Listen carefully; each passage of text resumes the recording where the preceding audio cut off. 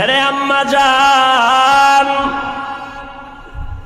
আপনারা নবীদের মা, সাহাবায়ে কেরামের মা, আউলিয়ায়ে কেরামের মা, আপনারা খাদিজা রাদিয়াল্লাহু আনহার মতো নারী, ফাতেমা রাদিয়াল্লাহু আনহার মতো নারী,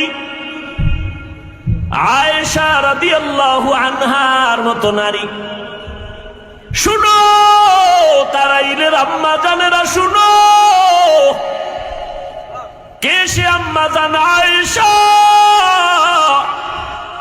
যেই আয়েশা রাদিয়াল্লাহু আনহার সাথে আমার নবীর বিয়ে হয়ে গেল 6 বছর বয়স। আম্মা জান আয়েশা কয় বছর? 6 বছরে বিয়া, 9 বছরে আম্মা জান আয়েশা নবীর ঘরে গেলেন। এই আম্মা জানেরা, 6 বছর বয়সী আম্মা জানের বিয়া হলো নবীর সাথে, রহমাতুল লিল আলামিনের সাথে।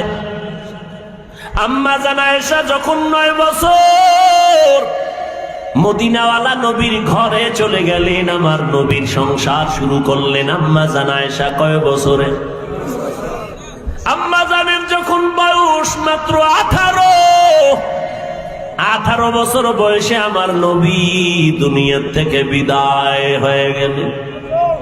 হিসাবটা বুঝে থাকলে বলবেন, আমাদের আম্মা জান নবীর ঘরে থাকলেন কয় বছর? 10 বছর? মাত্র 9 বছর। আম্মা জানের বিয়ে হয়ে গেল 6 বছরে, 9 বছরে নবীর ঘরে হাজির।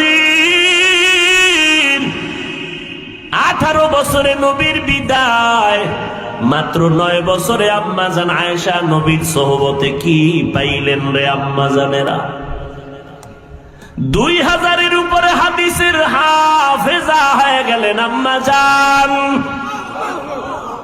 বড় বড় বড় ইলমওয়ালা মুফতি সাহেব, সাহাবায়ে কেরাম যদি কোনো মাসআলার সমস্যায় পড়ে যেতেন, আম্মা জান আয়েশার কাছে যাইতেন।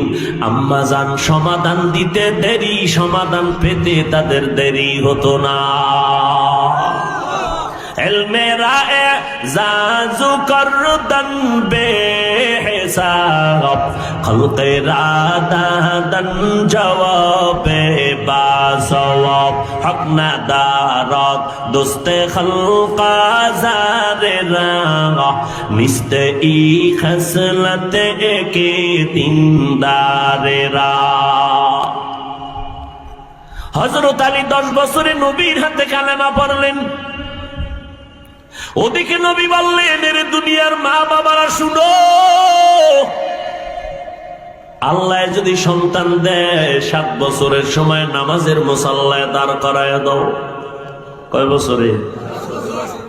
যখন 10 বছর হবে তখন হাসি না, শাসন করিয়া হলেও নামাজের মুসাল্লায় দাঁড় করাও। কারণ অল্প বয়স থেকে যদি কন্ট্রোলে না নেও, বয়স বেড়ে গেলে আর কন্ট্রোলে রাখতে পারবা না। কোন হুজুরের তাবিজে আর কন্ট্রোল হবে না, উল্টা দিকে দৌড়াবে। কারণ মদিনার নবীর তাবিজ লাগাও।